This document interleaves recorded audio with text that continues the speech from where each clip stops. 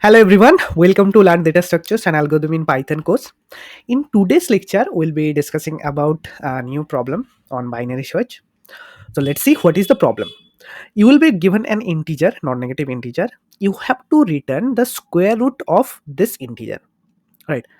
But you can't use any inbuilt method, inbuilt like pow method or sqrt method, right? Let's say you are given a number x equals to 4. So if it is perfect square, then answer would be 2, right? Perfect integer. Now if the number is not a perfect square, like if it is 8, then if you calculate actual square root, so it will be like 2.8284, right?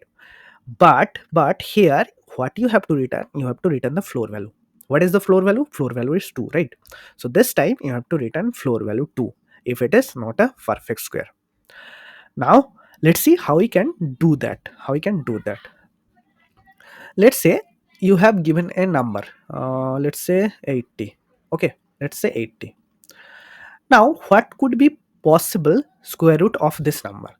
What you will do, first you will calculate square root of 1. So what you'll do, first you'll calculate. So let's take number 1, 2, 3, 4, 5, 6, 8, 9, 10, right? So what you'll do, you'll take a number 1, then you calculate square root of 1, so it will be 1.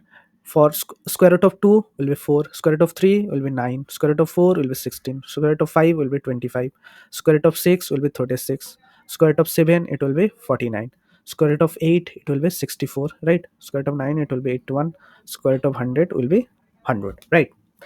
Now let's say I don't remember what is the square root of 6. Okay, let's say 6.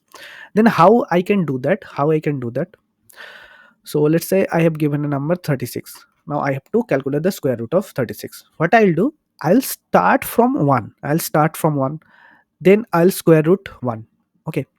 Then I'll compare with 36. So is it equals to 36? Square root of 1 equal to 36? No, right? Then I'll compare with square root of 2, square root of 3, square root of 4, square root of 5, square root of 6. So at square root of 6, I have get that this is matched with 36, right? So then what will be the answer? Answer will be 6. Answer will be 6, right? Now let's say I have taken a number, let's say 100. Okay, then how I can do, I can start from 1, 2, 3, 4, 5, 6, 7, 8, 9, 10, right? At 10 I have got that the number is 100, so the answer would be 10, right? Now let's say I have given a number, let's say 50. Okay, now let's see what happened this time. First, how what I'll do, I'll start from 1. Okay, I'll check for 1. So 1 square, you know, 2, 3, 4, 5, 25, 6 square, 36. No, this is less than this. So 7 square, 49, right? 49, this is not equal. Then 8 square, 64. 8 square, 64. So we got two number. So 7 square, 49, 8 square, 64. That means 50 will be lies between these two things. 50 will be lies between these two things. If this we get in this condition, then whatever the lower value, that will be our result. If we have to find the square root of 50, then 7 will be our answer because this is lower, right? Now let's see how we can find that. So for 80 also, this is also applied. So 80 will be lies between here, right? From 81 to 64. Then our answer would be 8. So what we are doing here, we are checking the numbers one by one, right? One by one. Now if the number is 80, now what will be our search range? What will be our sample size range? That will be basically from 1 to whatever the number divided by 2. Divided by 2 means we can try from 1 to 40. If we don't find till num by 2, that means that is not a actual square, right? So but this time we have to return the lower value. Okay, now this is our range. That is the range we are getting, right? This is the range we are getting. Why we are doing that? Because we don't have access to any inbuilt function. If we have any inbuilt function, then we can directly doing this. But this time if we don't have to any inbuilt function, then we have to try one by one, right? Try one by one. But this time the time complexity will be O of n. What we can do, we can apply binary search here. How? Let's see. So here we'll be apply binary search in this range. So let's take a lower number. So let's do 1, 2, 3, 4, 5, 6. Okay. Let's take 20. Let's take a number 20. Okay. Let's take a number 20 that we have to found. Now what we'll do, first we'll create a range. Range will be from 1 to 10, right? Because n by 2. If we don't find any between number between 1 to n by 2, then that will be not a square root. Why? Now what we gonna do, we gonna apply binary search here. So let's say this is 10. Okay, how we can do that? So let's say this is our low, this is our high. Okay, this is our high, this is our low. What we gonna do, we gonna find the middle element. We're gonna find the middle element here, 4, right? Then what we'll do, we gonna calculate a square value. So square equals to middle into middle. That means the square of middle. So square of, what is square of 4? It will be 4 into 4, right?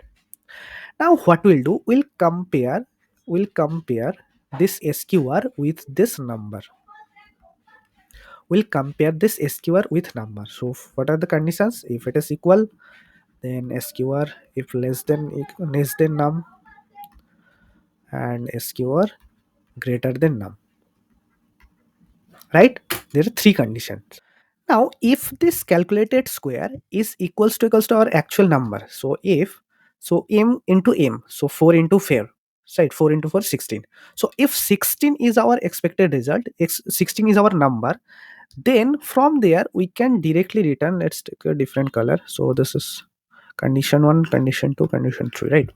So if we found that this square value is exactly equal to whatever number we are expecting, that means this m will be our result, right? So then we'll directly return m here from mid here.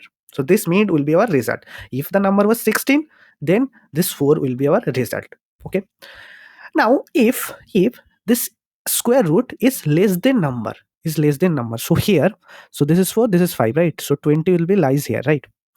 So if the square root of number is less than our actual number, then what we'll do, we actually move our high pointer from here to mid minus 1. This will be our high pointer. Okay, this will be low, this will be high. Okay, so if we found that the square root, so not I'm wrong, sorry, so it was here high, it was low. So if square root is less than num, so if we find this square root is less than num, then what we'll do, that means our answer should be lies in the right hand side, right? Because we are expecting a square root that is greater than our current square value, right? That means we will be moving our low pointer from here to here. So low will be mid plus 1. Low will be mid plus 1. Means we can ignore this part and we can apply binary search for this right hand side. Okay, I hope you understand. But so let's write it. So if square root is less than num, that means we have to search in the right hand side, right? So this time low will be mid plus 1, right? But this 4 could be our answer. 4 could be our one answer, because if so, for let's say 20. So if you ignore this part and going to this part, we'll never found out that the number is equals to 20. That number is equals to 20, we never found, because square root of 5 is 25, square root of 6 is 35. We'll never find it. So then answer could be 4. 4 could be our answer, right? So whenever we found a square value that is less than number, we'll be taking a temporary variable, let's say result, and we'll be storing this middle element, storing this middle into this result. So initially let's take it as L. So every time we found a number that is less than a square value that is less than number, then every time we are overriding this thing, right? So this time we'll be storing in the race, we'll be storing 4. We'll be storing 4 because 4 could be one answer, right? Then What is the next thing? Let's say square root is greater than num, right? So okay, let's, so currently middle is here, middle is here. Now let's move the low to m minus 1, so m plus 1. Okay, so let's remove m here also. Okay, and this part. Okay, now what will be our mid, let's say 7. Okay, let's say mid equals to 7. Okay, then what we'll do, we'll find the mid, here, we'll find the mid, and mid square, so 7, so 7 square 7, oh 7 into 7, right? That means 49. Now tell me, 49 is greater than our target element number, target number. So square root sqr, now currently sqr 49 is greater than our actual number 20. That means if we consider this part, that means in the right hand side we can't find the item, right? We can't find the element. That means we can ignore this part and move our high pointer to m minus 1. So high will be m minus 1, m minus 1. So this time h will be m minus 1, right? These are three part. So if we found the square value is exactly equals to number, then just return the m immediately. If square root is less than number, then this m could be one possible answer, then store the m in a temporary variable and move our low pointer. And otherwise, if it is greater than num, then just move our high pointer. Okay, let's see how we can code this. So first let's take a pointer low equals to 0. Then high will be, what will be the high? It will be x 4 divided by 2. And let's take a result variable. And so initially let's take as low and run a while loop while l less than equals to h. Then do what? Find m equals to l plus h minus l float divided by 2. Then find sqr equals to m star m. And if this sqr equals to this number x, then what we'll do, we'll just immediately return this sqr, sorry, not sqr, we'll return m, right? Because we are comparing with the square root, but we have to return the number. So if this sqr is less than x, that means we'll be storing this mid in this raise. So raise will be this mid, one could be answer. Then move our high to, yeah, uh okay, move our low to m plus 1. Sorry, yeah, we have to find in the right hand side. So move our low to m plus 1. Then else what we do will be move our high to m minus 1. And at last, if we don't find any middle element, then we'll be returning this race, right? Returning this race, sorry. Let's run this. Okay, it is accepted. Let's try to submit this. Okay, one is case we have missed. So let's say if the number is 0, so if the number x equals to 0, then what we'll do, if we try to find for 0, so this 0 divided by 2, it will be 0, right? That whole equation will throw an error, right? So if the number is equals to 0, then just return 0 here. This is one of the case, right? Now let's try to submit this and let's see.